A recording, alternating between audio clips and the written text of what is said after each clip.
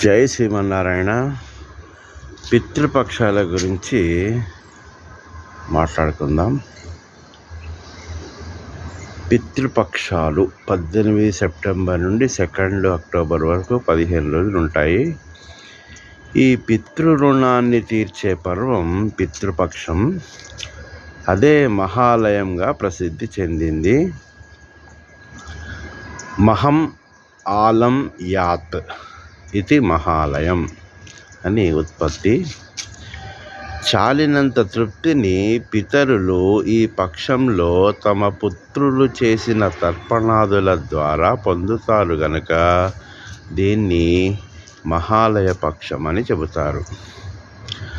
అమావాస్యే దినే ప్రాప్తే గృహద్వారాయే సమాశ్రితః వాయుభూతాః ప్రవాంఛతి శ్రాద్ధాం పితృగణానృణాం అని గరుడ పురాణం పేర్కొంటోంది.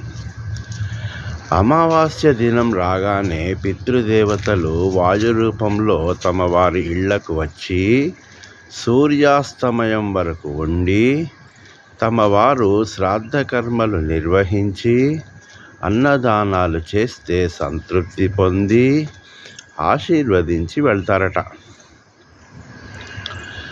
లేకుంటే అసంతృప్తి చెంది శాపనార్థాలతో నిందించి తిరుగుముఖం పడతారని గరుడ పురాణంలో ఉంది. మనిషికి 3 రుణాలుంటాయి. ప్రతి మానవుడు 3 విధాలైన రుణాలతో పుడతాడు. అవి దేవరుణం, ఋషి రుణం, పితృరుణం. ధర్మబద్ధమైన నిత్య నైమిత్తిక కార్యాచరణలతో ఈ 3 రుణాల నుంచి విముక్తుడవుతాడు. యజ్ఞేవ దేవేభ్యః అని శాస్త్రవచనం. క్రతువులు చేయించటం ద్వారా దేవగణాలు సంతృప్తి చెందుతాయి. అలా దైవ రుణం తీరుతుంది. బ్రహ్మచర్యేణ ఋషిభ్యః అంటే బ్రహ్మచర్యం ద్వారా ఋషి రుణం తీర్చాలి. ఇక 3వది పితృరుణం. ప్రజయా పితృభ్యః అని శాస్త్రవచనం. సంతానంతో పితృరుణం తీరుతుంది. ఇది పరంపరానుగతమైనది. దీనికి విఘాతం కలిగించకూడదు. తగిన వయసులో వివాహం చేసుకొని సంతానాన్ని పొందాలి. తద్వారా పితృదేవతలకు పిండ ప్రదానాలు, తర్పణాదులు నిర్వహించాలి. మనం ఎలాంటి పితృకార్యం నిర్వహిస్తున్నా 5 పితృదేవతలు మన వాకిటి ముందు వాయు రూపంలో అంటే గాలి రూపంలో నిరీక్షిస్తారు.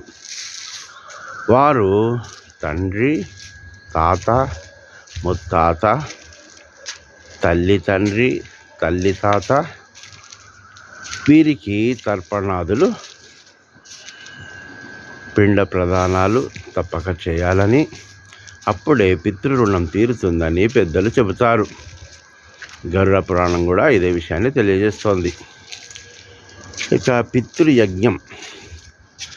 మహాభారతంలో అంపశయ్య మీద ఉన్న భీష్ముడు పితృయజ్ఞాన్ని గ్రహించి ధర్మరాజు కోరిక మేరకు వివరంగా చెప్తాడు.